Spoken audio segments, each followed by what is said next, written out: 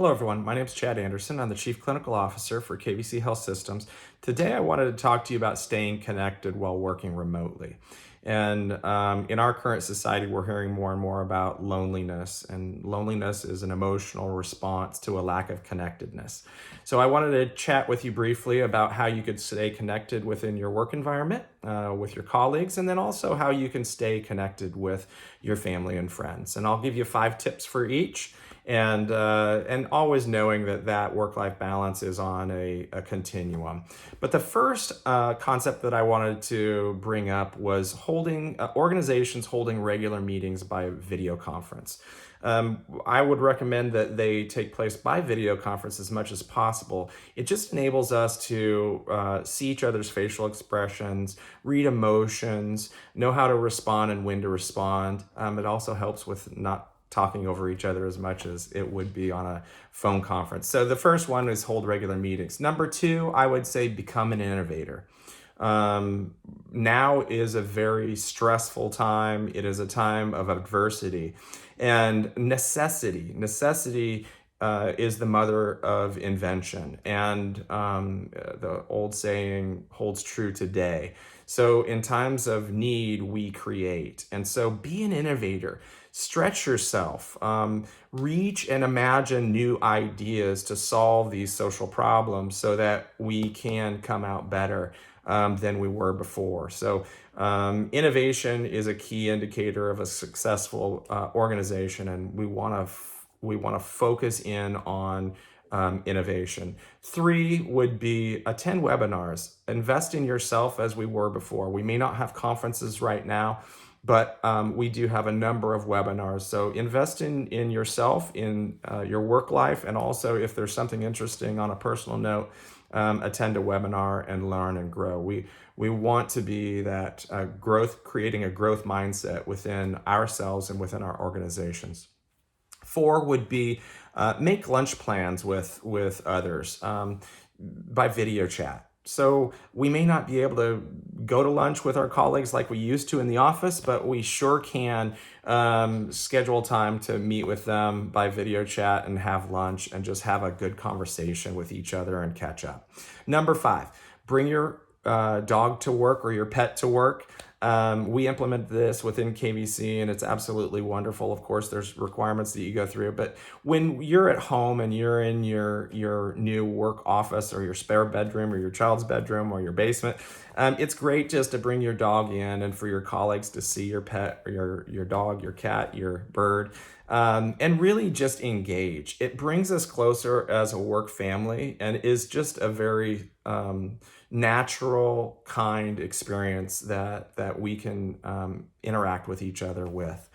I'm going to shift over to personal life at this point. The top 5 were what we could do within our work environments.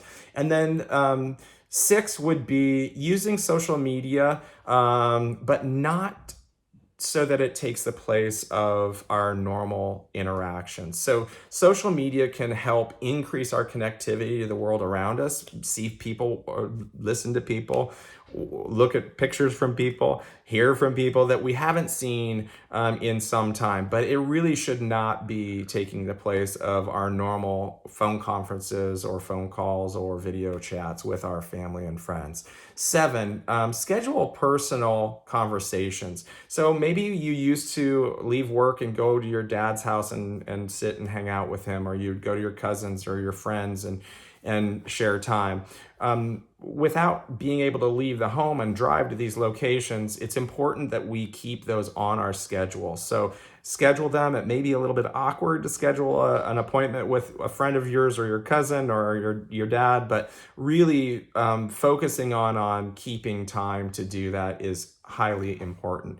Number 8, dedicate time for family, meaning if a holiday is coming up, continue with a holiday. My birthday is next week and my wife is baking me a cake. And it's going to be likely one of the most special birthdays that I've had. Now, we won't have friends and family, but we will have us, and it will be wonderful. So use those times to continue traditions, make new traditions, and you'll find that these experiences really do come into bringing you more connectedness with each other.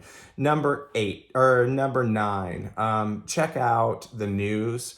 But know that there are limits. So try not to watch the news before bedtime and try and limit it. We want to be informed, we want to get facts, but we also don't want to overwhelm ourselves with these ruminating thoughts about the details that we're hearing constantly. Number 10, spend time outside and take care of yourself.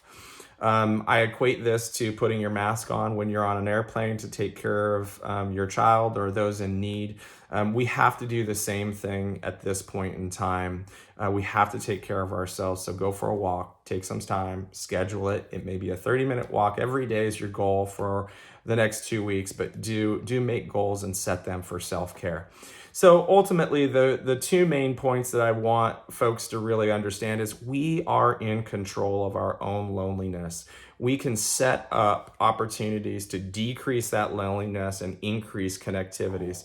And as an organization, over communicate. Communicate more than you think you need to, and then some. And so we will get through these times, and we will keep some of these adaptations. Many folks will come out as innovators, and we will find new solutions to the problems, and we will overcome this. So I appreciate your time. If you've got any questions or concerns, please let me know, and I hope you have a great day.